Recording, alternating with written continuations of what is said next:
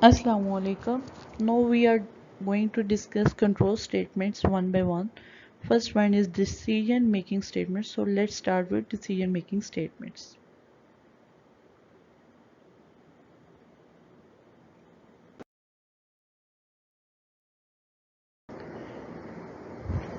Decision making statements क्या होती हैं? इसमें स्टेटमेंट्स या ब्लॉक ऑफ स्टेटमेंट जो है वो एक कंडीशन पर डिपेंड करती हैं कि वो एग्जीक्यूट होंगे कि नहीं। लेट्स सपोज अगर कंडीशन ट्रू होगी तो वो ब्लॉक एग्जीक्यूट होगा या स्टेटमेंट एग्जीक्यूट होगी, अदरवाइज नहीं। C++ लैंग्वेज में 3 type of decision making statements होती हैं, एक इफ एल्स और देन स्विच।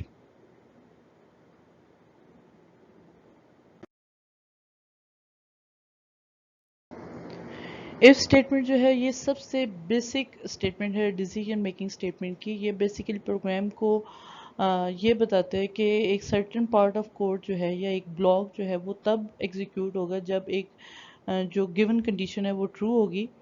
इसमें इसका अगर सिंटेक्स देखें, इफ़ देन ब्रेसेस, ब्रेसेस के इफ़ के बाद पैरेंथेसिस, पैरेंथेसिस के अंदर कंडीशन आती है और ब्रेसेस के अंदर जो भी आपका ब्लॉक ऑफ स्टेटमेंट्स है वो आप इसके अंदर लिखते हैं। अगर आपके पास एक स्टेटमेंट है इफ़ कंडीशन के बाद तो आप जो है वो ब्रेसेस ना भी लगाएं तो वो उसी का ही पार्ट एग्जीक्यूट होगा। अदरवाइज जो है अगर आप ब्रेसेस नहीं लगाते और मोर देन वन स्टेटमेंट है तो वो कंडीशन जो सेकंड स्टेटमेंट्स होगी वो कंडीशन का पार्ट नहीं समझी जाएगी।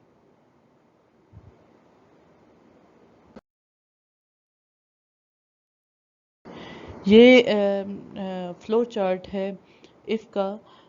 सबसे पहले कंडीशन चेक होगी प्रोग्राम में, उसके बाद अगर कंडीशन ट्रू हुई तो कंडीशन ब्लॉक एग्जीक्यूट होगा और अगर कंडीशन फॉल्स होगी तो वो कंडीशन ब्लॉक को जो है वो स्किप कर देगा।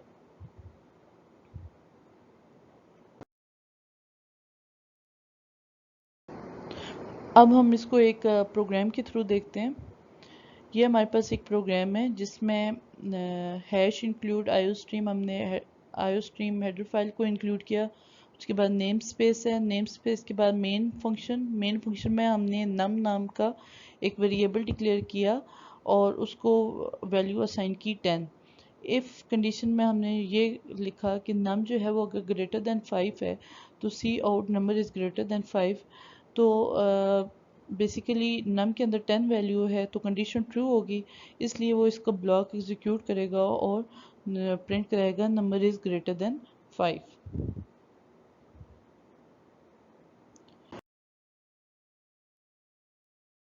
उसके बाद बात करते हैं इफ़ एल्स स्टेटमेंट की। इफ़ एल्स स्टेटमेंट जो है इसमें बेसिकली इसको आप इसी तरह से समझें कि लेट्स सपोज हमारे पास कोई एक प्लान ए है और प्लान बी है। अगर प्लान ए एग्जीक्यूट नहीं होता तो हम प्लान बी पे जाएंगे। तो इसी तरह से इफ़ एल्स भी काम करती है।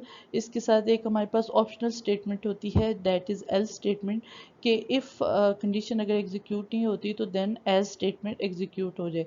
तो इफ़ एल्स में क्या होता है कि सबसे पहले इफ़ के अंदर इसी तरह से कंडीशन आती है और कंडीशन के ऊपर जो स्टेटमेंट्स डिपेंड कर रही होती हैं उसका एक अलहदा ब्लॉक बना दिया जाता है एल्स, जो हमारा प्लान बी है कि अगर ये कंडीशन नहीं एग्जीक्यूट होती तो देन ये वाली कंडीशन ये वाली स्टेटमेंट्स जो है वो प्रिंट हों, वो वाली हम जो है वो एल्स ब्लॉक के अंदर लिख देते हैं।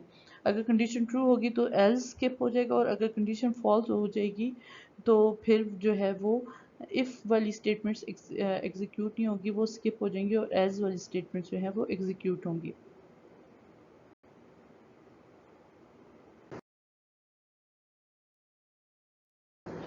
ये फ्लो डायग्राम है इफ़ एल्स की। सबसे पहले कंडीशन चेक होगी कि अगर कंडीशन ट्रू है तो इफ़ ब्लॉक एग्जीक्यूट होगा और अगर कंडीशन फॉल्स है तो एल्स ब्लॉक एग्जीक्यूट होगा। तो that is the flow diagram of if else.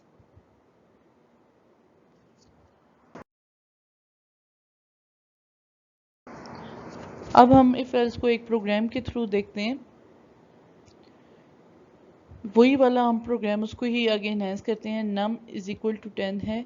If num is greater than 5, अगर नम ग्रेटर देन 5 है तो आप प्रिंट करा दें कि नंबर जो है वो ग्रेटर देन 5 है। अगर जो है नम के अंदर जो वैल्यू है वो 5 से लेस है तो फिर आप जो है वो क्या प्रिंट करा दें, नंबर इज़ लेस देन 5। इस केस में क्योंकि नम की वैल्यू 10 से ग्रेटर है इसलिए जो है वो प्रिंट करेगा नंबर इज ग्रेटर देन 5।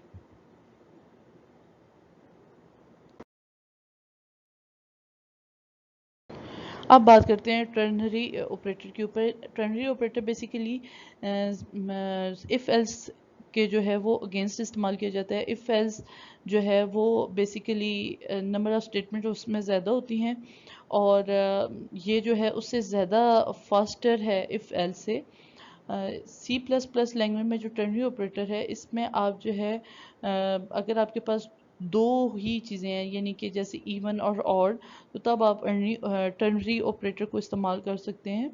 इसमें आप हमारे पास तीन चीज़ें होती हैं। सबसे पहले जो है वो एक्सप्रेशन वन होता है। एक्सप्रेशन वन में कंडीशन होती है जो कि चेक होनी है। देन एक्सप्रेशन टू जो है उसके अंदर ट्रू वैल्यू होल्ड होती है, यानी कि अगर एक्सप्रेशन वन के अंदर जो कंडीशन है वो अगर ट्रू होती है तो फिर वो एक्सप्रेशन टू जो है उसको एवेलुएट करेगी, और अगर वो कंडीशन फॉल्स हो जाती है देन एक्सप्रेशन थ्री जो है वो एवेलुएट होगी।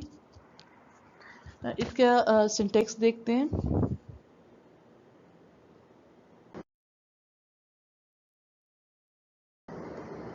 ये इसका सिंटेक्स है, यानी कि सबसे पहले एक्सप्रेशन वन जिसमें कंडीशन होगी, उसके बाद question mark, expression two holds true और expression three holds false.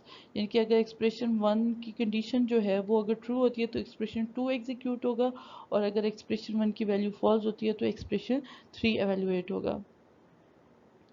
Like this, अगर एक्सप्रेशन वन हमारे पास आता है, इसकी वैल्यू ट्रू होती है तो वेरिएबल को क्या वैल्यू मिलेगी, एक्सप्रेशन टू। और अगर एक्सप्रेशन वन जो है उसकी कंडीशन फॉल्स हो जाती है तो वेरिएबल को क्या वैल्यू मिलेगी, एक्सप्रेशन थ्री। अब हम इसको एक प्रोग्राम के थ्रू देखते हैं।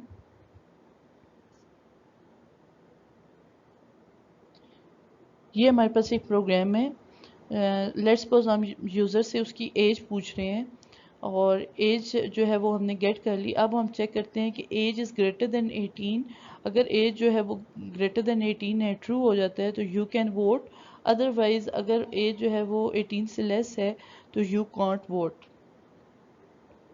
अब यहाँ पे देखें यूज़र ने इंटर किया 32, इसका मतलब है एज इज़ ग्रेटर देन 18, तो फर्स्ट जो कंडीशन ट्रू है वो एवेलुएट होगी, यानी कि यू कैन वोट। तो इस तरह से टर्नरी ऑपरेटर काम करता है। आप देखिए ये इफ़ एल्स से फास्टर भी होगा और ये एक ही लाइन में वही काम कर रहा है जो कि इफ़ एल्स में हमारे पास 3-4 लाइनों में होगा।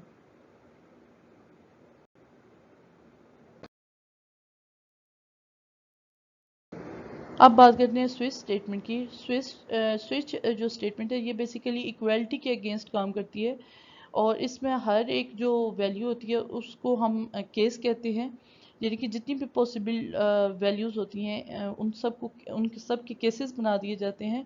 आपके पास any number of case statements हो सकती हैं स्विच में, और आप जो है उनको कॉलन के साथ जो है ईच केस जो है वो followed by the value to be compare to and a colon. उसके बाद स्विच, स्विच के अंदर एक्सप्रेशन आएगा। अब उस एक्सप्रेशन के अगेंस्ट जितनी भी वैल्यू आ सकती हैं, जितने भी केसेस बन सकते हैं वो हम केसेस वन बाय वन बनाएंगे।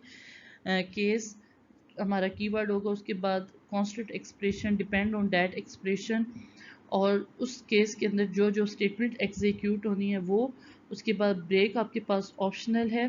ब्रेक का क्या हमें बेनिफिट होता है कि लेट्स सपोज ये जो एक्सप्रेशन है इसके अंदर जो वैल्यू है वो ये फर्स्ट ही वैल्यू है, तो अब यहाँ से वो ब्रेक आ जाएगा, उसको बाकी सारे चेक करने की ज़रूरत नहीं है। और अगर आप ब्रेक नहीं लगाते वो तब भी बाकियों के साथ भी इसको कंपेयर करेगा। बस ये एक बेनिफिट है ब्रेक का। तो ये ऑप्शनल है। केस जो है वो फिर आप जितने नंबर ऑफ केसेस बनाना चाहें वो आप केसेस बनाएं।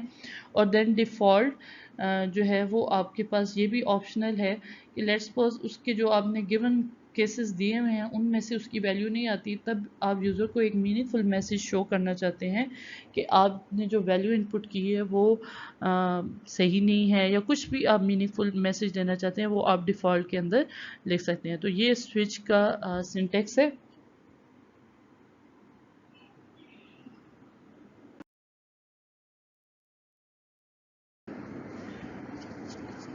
ये वन बाय वन हर एक चीज़ को डिस्क्राइब किया गया है, यानी कि एक्सप्रेशन जो है वो स्विच स्टेटमेंट में कोई इंटेग्रल या इनैमोरेटेड टाइप होना चाहिए, उसके बाद constant expression for a case must be of the same data type जो कि आप एक्सप्रेशन दे रहे हो उसका। और ब्रेक जो है वो बेसिकली आपका ऑप्शनल है। आप जब ब्रेक स्टेटमेंट पे रीच करते हो तो स्विच टर्मिनेट कर जाएगा, जो फ्लो ऑफ कंट्रोल है वो जंप कर जाएगा to the next line following the switch statement, यानी स्विच स्टेटमेंट के ब्लॉक के बाद जो नेक्स्ट स्टेटमेंट होगी वहाँ पे। और ब्रेक स्टेटमेंट लगाते हैं, और अगर हमें शुरू में ही रिजल्ट मिल जाता है तो बाकी के साथ वो कंपेयर नहीं करेगा। स्विच स्टेटमेंट के अंदर जो डिफ़ॉल्ट केस है वो बेसिकली एट द एंड आप स्विच के लगाते हैं, और ये डिफ़ॉल्ट केस जो है वो अगर कोई भी कंडीशन केस हमारा जो है वो ट्रू नहीं होता तो देन डिफ़ॉल्ट जो है वो एग्जीक्यूट होता है।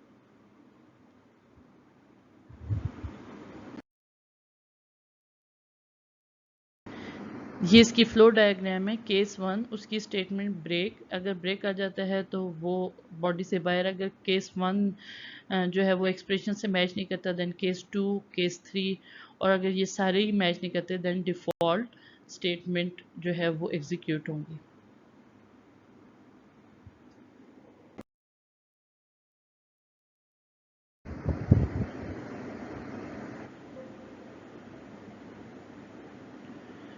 ये हमारे पास प्रोग्राम है जिसमें हमने एक वेरिएबल डिक्लेयर किया है डे का, और उसको वैल्यू दे दी है 5। अब स्विच डे, अब यानी कि ये इंटीजर टाइप की एक्सप्रेशन है, तो केसेस भी इंटीजर टाइप के होने चाहिए। यानी केस 1 है अगर तो सी आउट मंडे हो जाए, अगर 2 है एक्सप्रेशन में तो ट्यूसडे शो, 3 है तो वेडनेसडे, 4 थर्सडे, 5 फ्राइडे, और 6 सैटरडे, 7 संडे। तो अब क्योंकि डे में 5 है तो 5 में हमें क्या शो होगा, फ्राइडे। तो ये देखें फ्राइडे हमें शो हो रहा है। तो इस तरह से ये स्विच जो है वो काम करता है।